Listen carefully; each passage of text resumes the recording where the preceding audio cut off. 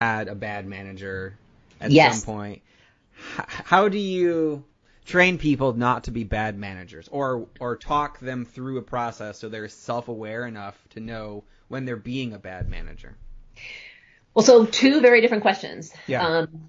The first one, I'm just going to think that one informs the other, though, because the truth of the matter is that there has to be something at stake. And we humans, we love our comfort zone. It's not accidental that we have roofs and heat that turns on and off and things to hold our beverages and, smartphones. Like everything is designed to keep us more and more and more and more comfortable, right?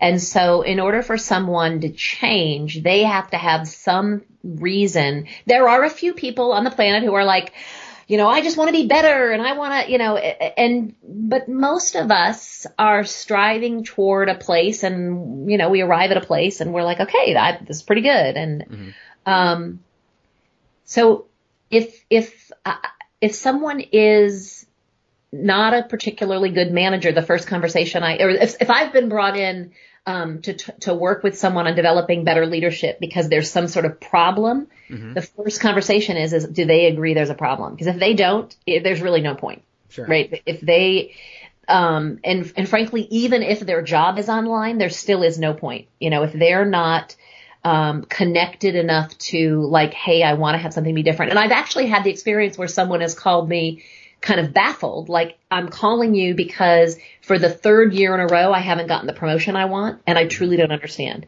That's a very different conversation. But if they're calling me because my manager says I have to talk to somebody, otherwise I'll get fired, so I'm going to talk to you, that won't work, right? Sure.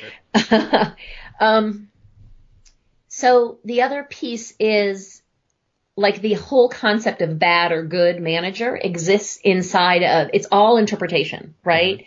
And so the culture of the business really matters, right? Like one of the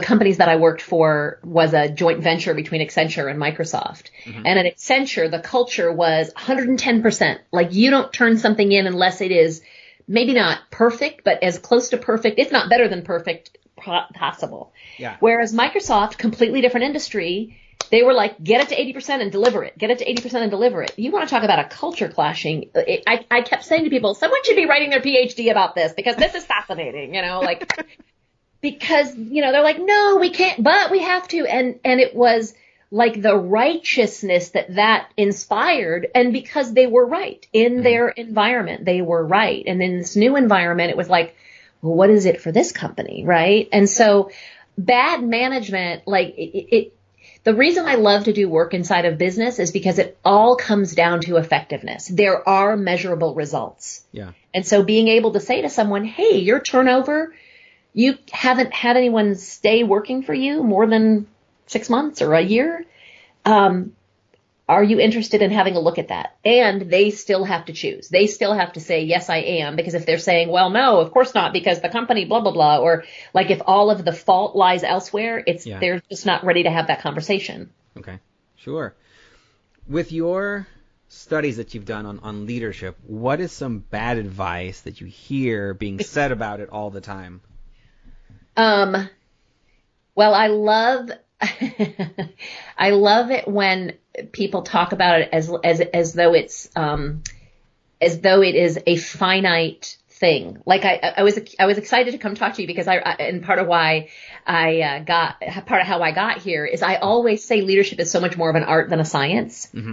And there are people who are like, this is the definitive way, right? And I actually just read an article earlier that said, you can always rely on this. And it's like, that actually doesn't exist. Like, part of leadership is being willing to get like, I'm going to have to show up, do the best I can. I'm going to have to fail sometimes. I'm going to have to. And so, if you start to lean too heavily on control and manage, you're likely going to make yourself and your employees miserable, and it will be less effective. Yeah. And so, and then the other, like, one of my big pet peeves, like, so I'll answer the question really specifically. A lot of, I have never worked with someone who doesn't want to talk about how to give and receive feedback better. And so we spend a lot of time And one of the things that just, I can't believe it was ever invented is this whole idea of a compliment sandwich. Where like you give some, you're like, so I really appreciate this. And by the way, you suck at this and I appreciate this. Yay. And like, don't do that. So that's the particular bad advice I wish that I could take away from anyone who thinks like, ooh, this is a way to give feedback. I'll do a compliment sandwich. Right. So I hear compliment sandwiches all the time because I work in corporate, and that's honestly how I get and receive, or actually how I receive feedback a lot. What would you suggest is a better way, or I don't know, an alternative way than the compliment sandwich? Well, so first of all, I love the idea of acknowledgement versus compliment. So a compliment is like, hey, nice glasses, right? Or great job on the Peterson project, right? Like it's kind of, it doesn't really mean anything. It feels a little bit like a throwaway comment. Yeah. Whereas acknowledgement is really about, hey, I so appreciate the thoughtfulness of that question because it had me discover something different that I didn't know before. And it was meaningful. Like you're actually talking about the impact that it had. You're talking about the difference that it made. And so in an ideal world, that is happening with some frequency. Like you are celebrating your people all the time and acknowledging them. Now, I get like it doesn't happen that way. I mean, I do live in the real world. That is one of the things that I consistently invite people to practice and, over time. However, when you have to give constructive feedback, I invite people to speak from some place of alignment. Like, hey, I know you to be someone who really cares about the quality of your work, and I want to talk to you about something that didn't work. So you're straight, you're clear, and then you're specific, right? When you turned this in and blah, blah, blah, you're talking about, again, you're talking very specifically. You're not putting a whole bunch of language around it. Like there are times where I can't tell you how many times I've done like 360 conversations with people. Yeah.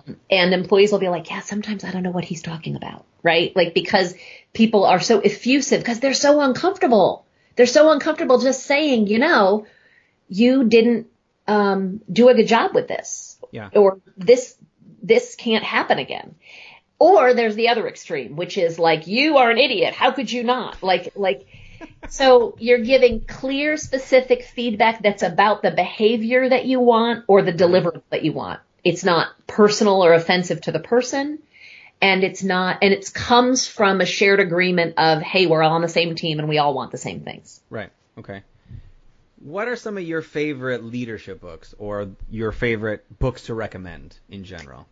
So, I should have been ready for this one because there's a great book. So, and I'm going to quickly look it up. So it's called The Coaching Habit. So okay. Michael Bungay Stainer wrote a great book called The Coaching Habit, that I think every leader should read because we are moving toward a more coaching, like the businesses that are going to survive this churn and this change are those that are, that are creating more of a coaching culture. And what I mean by a coaching culture is it's more inquiry based. It's more open. There's less control and more, I actually just had this conversation with a leader earlier today where they've just rolled out a policy where, it's a retailer and, they realized that a lot of their managers who've been there for a long time had moved into roles where they were working like 7 to 3, which is great, except after 3, there wasn't, it was a ghost town in terms of leadership in the various locations. And so they rolled out a thing that all managers now have to work these set hours, right? So that's more of a control and manage versus coming in and saying, we want you to create the following. We want you to develop your people. We want to make sure that there's someone to support customer concerns and any kind of breakdowns inside. Like they could have set up the criteria and then asked the leaders to say, so how do you solve this? My guess is that they likely would have solved it by having themselves there more. But now they'll never know. And they've created this power dynamic by saying you must, because leaders like, wait, no, I've earned my schedule. And it just has created this this push-pull that's not necessary. So I do see, gratefully, I see that more and more organizations are moving toward this more coaching, inquiry-based culture, and I think Michael's book is fantastic in that regard. I would have to think about some other ones. Like I love Good to Great. Like I'm looking at my bookshelf. Like Sure. Again from the really understanding some of the underlying motivations. Charles Duhigg's book on habit, I think, is a great read for leaders. Again, because the more we habituate in a good way, the easier life is. Like so much of what we're up to has to do with energy. And when we're expending a lot of energy to make life work, we're more tired, we're less effective. Whereas if we can when we automate stuff all the time, I mean, we go get in our car, and most of us at a certain age no longer have to think about, okay, now I'm going to turn the ignition. Now I'm going to press the accelerated. It's habituated. Right. So, when you think about leaders in general, who are some of the favorite people who come to mind as like great examples of leadership in whatever industry? I'm so, I've been really thinking a lot about the leadership. I had a minor in political science, and I really, I'm really very proud of being American. Like I think the way that our country was founded is pretty freaking fantastic, that these folks thought so far ahead. And I think about like the dialogue and the challenging conversations that, Thomas Jefferson and Ben Franklin and John Adams were in, so as to create these documents that we still live by. And similarly, I'm so grateful that even though Alexander Hamilton and John Adams really did not get along in any way, they were both really thinking hard about their own respective passions. And thankfully to this day, we're still benefiting from that thoughtfulness. Right. So, I think about, even John Quincy, planting the seeds. So, John Quincy Adams was so early planting the seeds so as to,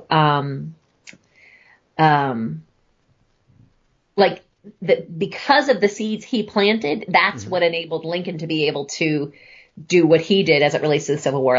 There's so many wonderful examples historically of great leadership.